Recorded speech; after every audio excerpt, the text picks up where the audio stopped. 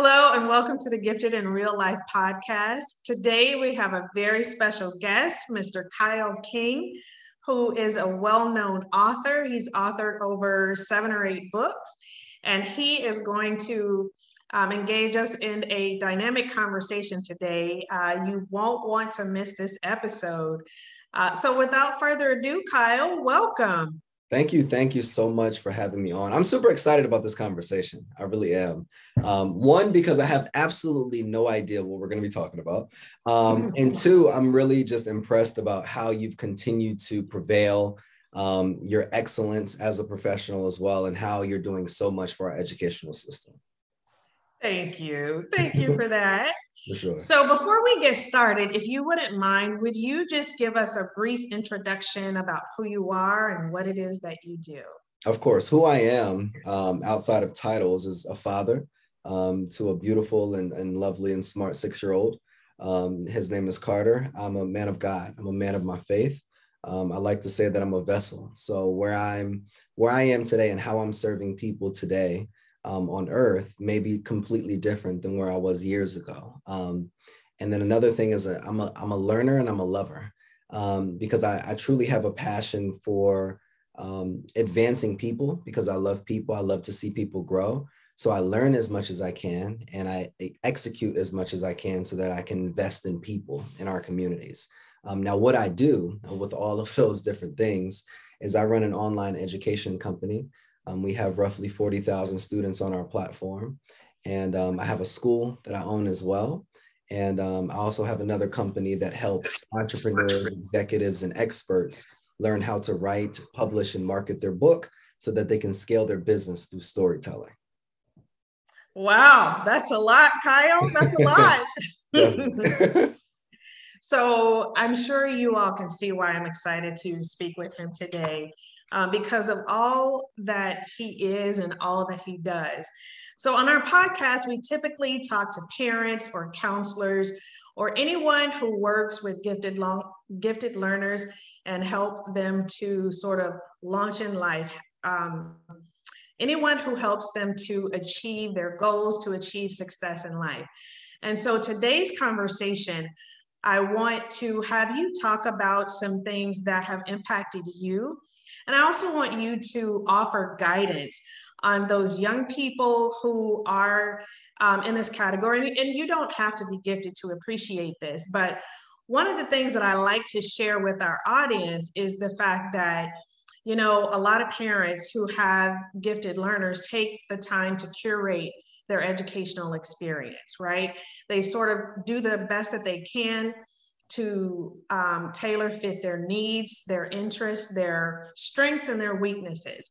And so I'm an advocate for at the end of their educational career, from kindergarten to 12th grade, what's the next step? Of course, college is an option, but I want to talk about something that we don't talk about enough with our young people, and that's entrepreneurship. That is a viable path, especially for this population of students. And the reason that I say that is because a lot of times when they are very young, they have this ability to hone in on a strength and interest that they have, and they can stick with it for a few years. And then they might move on to something else that they're interested in. But typically, they figure out what they want to do in life at a very young age. And so I'd like if you would start with sort of your educational experience, what you remember about your education as an elementary, middle school, high school student, and how your interests were sort of revealed to you and how your educational experience impacted that, whether you felt like it was stifling or you had teachers or opportunities to really sort of catapult what you were interested in. If you could just kind of start there. Of course. One, I believe that my educational experience and my love for education started with my parents. And I'm not your typical Black male that grew up in a single parent household. I was fortunate enough to have two parents that even though they came from very tough backgrounds, even though they didn't have college degrees, even though that they experienced a lot of trauma and a lot of challenges within their life, they were able to instill in me the importance and that the education is the priority. And what I always remembered my father saying growing up is that you're a student before you're an athlete. You're a student athlete first. And it's not just in the traditional sense of grades or education in regards to the classroom, but I first understood how to be a student of everything, a student of people, and asking questions about why are the signs where they are? Why are their businesses doing this? First step for me was to ask questions. My father used to always say that, son, before you look for an answer, I want you to search for a better question. So even in my life today, before I look for any answers on Google or in people or with my mentors, I've learned and mastered the importance of asking powerful questions, because early on, I would go to different events or different workshops or different things as well. And if you ask a powerful question to the person that is speaking, you already create some type of separation between or with everyone else that's in the building or at the workshop as well. So with that first instilling me in education and the priority, that translated over into my grades. So I was very involved within the school system. I maintained a 4.0 all through elementary, all through middle school. And then I graduated top of my class in high school as well. I had Division I scholarships to play sports. And interestingly, one of my biggest regrets is going to play ball as a college athlete, where I had an academic scholarship to go to Stanford University, full ride academic. But I wanted to pursue athletics because of my, desire to want to go pro. But throughout my educational experience and journey, and I went to public schools my whole career, I had teachers that invested in me. Second grade, Mr. Clay, in Grayson Elementary School in Georgia. I'll never forget him. He was the first person that actually affirmed us in the classroom and told us that we could be more than just that. And then we had to, I remember this, at the beginning of every class, he said, "Who do you want to be today?" And the whole class, he would address you as that. So officer, this person, or doctor, this person, or, hey, I need you to be this person, or whatever the case may be. And he would address us as that. And he created projects for us that exposed us to all of the potential careers or opportunities out there. So I'll never forget him. In high school, Miss McDuffie, and she invested so much into us, not just as students, but as Black men and women. I went to a predominantly Black high school, and she brought in other leaders within the community that represented what we could be. And it was just a beautiful experience. And even in middle school, so I could pinpoint different educators throughout my career, different mentors, different counselors. And the difference that always separated me is my ability to ask them questions. And I challenged education in the classroom. So I wasn't one of those students that just sat in the classroom and took on the lesson. I want to know more, and I want you to be able to teach me more. So now it challenged our educators to go off and learn more so that they can be able to present that in the classroom. And those same transferable skills went to college. I have a dual degree in finance and international business. I went and finished my master's in urban education at the University of North Carolina at Charlotte. So now I'm here as an entrepreneur, and a lot of people think that I've just started entrepreneurship, but I have a totality of experiences that allowed me to really be successful as an entrepreneur. Okay, Kyle. So I'm going to have to profile you now because we have never had this conversation. Yeah. So you just uncovered a lot of things that I was not aware of, but I pegged you. I pegged you. So now one of the reasons I talk about giftedness and a gifted program is not because I'm so focused on people's IQs and how smart they are, right? It's about meeting needs that people who fit this category have. And some people who are gifted don't have any struggles, any challenges. That's a small percentage, but a lot of them do. They have things like emotional intensity, where they can be overwhelmed themselves or they overwhelm other people with their intensity, hyper focused on things. So let me ask you this. Were you ever tested for or recommended for a gifted program throughout your school No, career? and I think, no, I was never. Interestingly, I never, so, and anybody listening to this, I hope this isn't like something that I want you to do or something that I promote, but I never studied, ever. Not in middle school, not in elementary school, not in high school, not in college. And I always, like, I could literally sit into a classroom and I could connect the dots with something that's actually happening in real life. And I never had to study for a test. So, yep, no, I didn't, because we weren't aware Okay. as a family. So I'm gonna officially put your crown on. You're officially classified as gifted because you have a lot of the characteristics. And again, it's important for me to emphasize the fact that I don't recognize gifted people for the accolades, right? There's a much deeper reason for that. Because research shows that if a person is gifted, and what that basically means is that you are a fast learner, when it comes to your same age peers. You could be an asynchronous developer, which means that you're like multiple ages at once. And the way that that plays out socially a lot of times is kids your age are not the best fit for you socially. Sometimes it could be kids who are younger. A lot of times it's kids who are older. And so a lot of kids struggle socially, like they'll get a bad rap for not being social, but it's quite the opposite. They are just forced with their chronological age peers and not their mental age peers. Okay. And so there's something that happens when these population of kids are stifled in their growth. Like if you, it sounds like you could have benefited from a grade skip. And while you have been wildly successful already, and I know how old you are or how young you are, it's phenomenal. I'm so proud of you. Thank you. I feel so old saying that, but I am.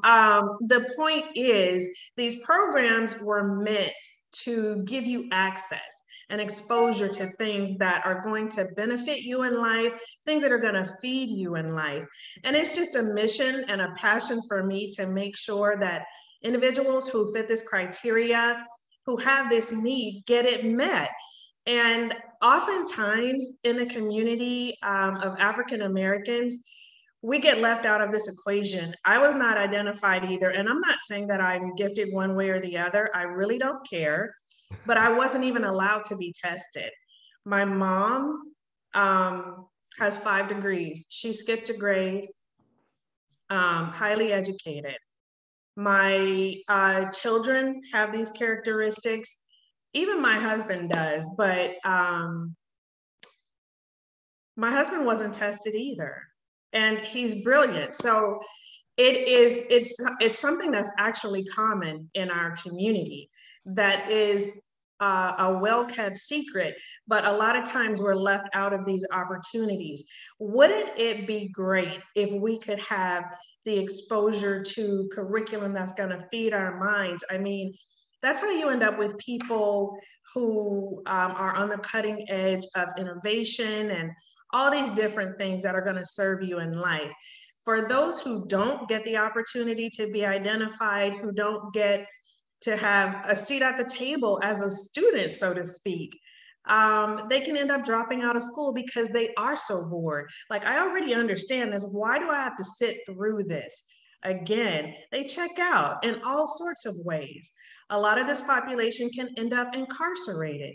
There's research that shows that there's about 20% of the population in prison that are highly intelligent and gifted people. So that is a little bit about why I am so passionate about making sure that this population is positioned. And again, when it comes to entrepreneurship, I think it's really important for them to see that as an option, because a lot of times they do need to not have a ceiling. And so when you're an entrepreneur, you get to pursue your own interests. You know, you try things, you see what works, you try again. And so by teaching them how to take calculated risks and understanding financial literacy when they're younger, they're just going to be that much better prepared when they leave school. And so my next question for you is, if you can just think back to little Kyle when you were in school, at what age, whatever this might resonate, can you think of the first time that you had your entrepreneurial muscle flex? That's a great question. So interestingly, there was a story before the story. Can I talk about that story? Absolutely. So when I was in middle school, we got a writing prompt in the state of Georgia. And it was the writing prompt. It was like one of the state writing prompts. And it was essentially, do you believe, like, what is the importance of recess? So all of the students had to write about the importance of recess. And I was the only student in the state that said, I don't believe that recess should be a thing. I believe that it's a waste of time to go outside and just run around and go on a playground. We should do that after school, but an educational institution should use recess to actually focus on innovation and creativity. And there we should have maker spaces where we could innovate different things and build them. So I believe if the state was to pass a law that we should not have recess in school because that's not why we're here. And I got invited to come to the state capitol building and talk on this. It was my first time being on the news and all these different things. I think I was 12 years old. Oh, wow. And that one moment gave me all of the motivation that I need to, and believe in myself that my story or my opinion or my voice matters. So the next summer, I'm going into the summer. I talked to my parents and said, hey, I want to start a lawn care business. And I just need to borrow you guys, your lawnmower, and Dad, if you could walk with me. And I knocked on doors. And I think I made my first $1,000 that summer. And then when I came into school that following year, I came into school and I asked my dad to front the investment to get candy because kids like candy in classrooms. So he said, how much do you need? I said, I need $50 worth of candy. So then we went to Sam's Club, we got the big boxes of candy, and then I brought an extra book bag to school and kept that in the locker room. And then every single day I would go off and give candy, and every single Skittles and M&Ms were $1 per, package. So I was making hundreds of dollars in a week. And then I paid my dad his initial investment back. And then I was then moving. So then people began to see me as like the candy guy in class, the candy athlete in class. And what I did is then I started to hire the athletes on my team because they didn't have money. They were from, different backgrounds. So then I said, all I want is 50%. So everything that you sell, I'll front it. And I just wanted 50%. And then we began to actually start making money. And then I believe the next year they had like some rule in school where they started putting vending machines in the school and kids can't sell candy and all these different things. But that was all the spark that I needed. And my mom, she was pregnant with my sister at 13 years old. She grew up in South Jersey, grew up in the projects, never had a father, single mother household. And her mother was actually a foster care parent. So there was always a competition within the household for her. My mom, no college degree. She's now the only Black executive with Volvo Cars of North America. So I say that because my mom, when I was growing up, would bring me to events with them. And she would move in the room and learn how to network. And she would meet these people and then introduce herself and all these different things. She would put herself out there, and she didn't know, but I was watching this. And that same charisma or ability to communicate to people and that exposure was all I needed going into high school, where I actually started my first full business. And I was making probably $1,000 a week. Wow. That is awesome. That's awesome.